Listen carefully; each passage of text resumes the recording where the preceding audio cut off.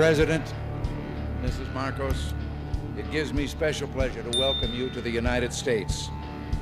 Mrs. Reagan and I have been long looking forward to returning the hospitality you showed us on our 1969 visit to your country. Our two peoples enjoy a close friendship, one forged in shared history and common ideals.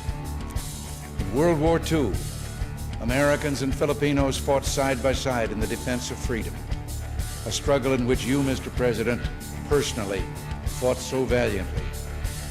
The values for which we struggled, independence, liberty, democracy, justice, equality, are engraved in our constitutions and embodied in our people's aspirations.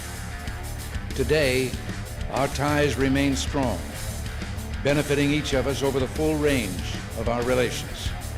Politically, we tend to view many world issues the same general way. Yours, Mr. President, is a respected voice for reason and moderation in international forums. The Philippines, with its ASEAN partners, has taken the lead in search for self-determination for the people of Kampuchea. In that vein, let me also pay tribute to you and Mrs. Marcos' personal leadership and commitment to the care of refugees in Southeast Asia. Under your direct sponsorship, the Philippines Refugee Processing Center has become a model of its kind in encouraging the development of self-sufficiency and the restoration of human dignity. The Philippines and you, Mr. President, play an important role in addressing the problems of economic development in the world. At Cancun, we made a new start toward a more effective and practical dialogue and improved cooperation among industrial and developing countries. Your leadership in that area, Mr. President, is vital and widely respected. Under your leadership at home, the Philippines can boast a record of solid economic growth over the past decade, attributable in significant part to its hospitable attitude toward free enterprise and private initiative. Your country's dedication to improving the standard of living of your people is an effort in which we've been delighted to participate through bilateral and multilateral economic assistance. Your continuing interest in better nutrition has led the Philippines to achieve self-sufficiency in food grain production. You can also point with pride to the success of your rural electrification program, now bringing benefits to an increasing number of remote regions. And I find it a matter of personal satisfaction that your country and my home state of California are both pioneers in developing geothermal power to replace expensive energy imports. The United States remains the Philippines' leading trading partner, and American firms are the largest foreign investors in your country, reflecting their confidence in your progress and prospects for economic growth. We have welcomed the growing two-way trade between our nations and have been pleased that we've been able to keep our markets for the products of your growing manufacturing and industrial sector the most open of any country in the industrialized world. America considers itself especially fortunate to have nearly 1 million persons of Filipino heritage now residing in our country. They bring with them their energy and their talents, and they contribute enormously to the rich diversity of American society. Similarly, thousands of Americans, enchanted by the beauty of your nation and by its people, have chosen to live in the Philippines. Our security relationship is an essential element in maintaining peace in the region and is so recognized. This relationship, one of several we have in the Western Pacific, threatens no one but contributes to the shield behind which the whole region can develop socially and economically. Mr. President, under your leadership, the Philippines stands as a recognized force for peace and security in Southeast Asia through its bilateral efforts and through its role in ASEAN, which is the focus of our regional policies in Southeast Asia. Mr. President, Mrs. Marcos, the United States deeply values its close friendship and alliance with the Philippines. We seek to use this visit to further strengthen our ties with your country. Nancy and I are personally delighted that you're here, and we say welcome to the United States, welcome to our national home.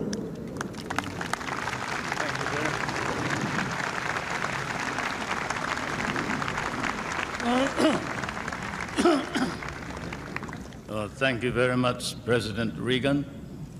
Mrs. Reagan, members of the Cabinet, distinguished guests, my friends.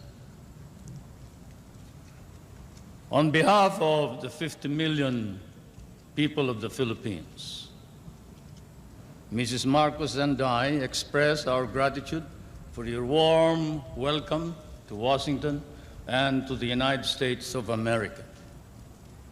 This great and beautiful city, that is one of the few cities that was built as the capital for a great nation,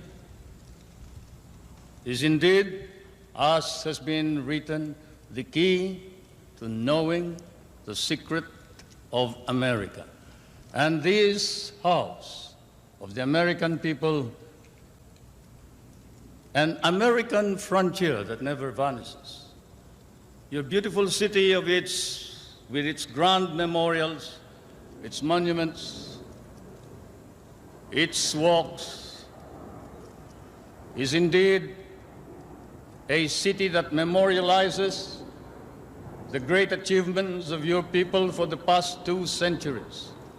But more than that, it keeps offering to the enterprising and the talented, the courageous and the strong, the rewards of effort and of initiative. At the same time, as I stand here on American soil, I realize that I stand on what may be the center of the government of the United States of America, here where, as I have often stated, the future is being born. The future is being born depending upon the man who is in the White House. And the man who is in the White House today certainly is creating a new future for our world.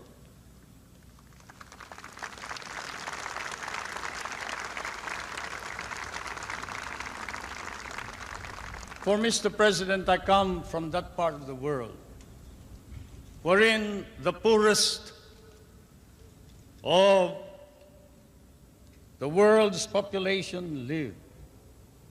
I come from that part of the world that cherishes an image of America with its ideals, its dreams, its illusions.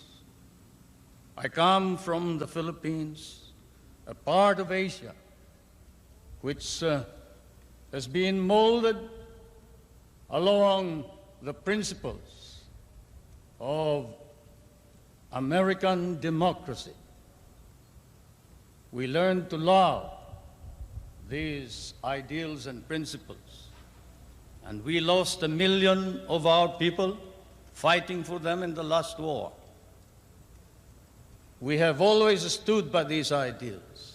We shall continue to do so, whatever may be the cost, at the risk of our fortunes, our lives, but more important of all, our honor.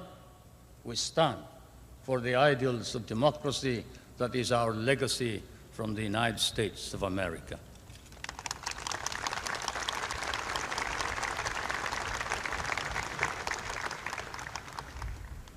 I did not come to burden you further with additional problems, Mr. President. For I know that, as I have said in many a speech before my own people and before the world, fate and destiny has decreed that the United States of America be the trustee of modern civilization against the threat of a possible second dark ages. And America cannot fail. And therefore, we, the Filipino people, come and bring to you a prayer that God, in His divine providence, may grant you guidance, strengthen both your heart and hand so that that hand may be strong on the lever of power and save our humanity.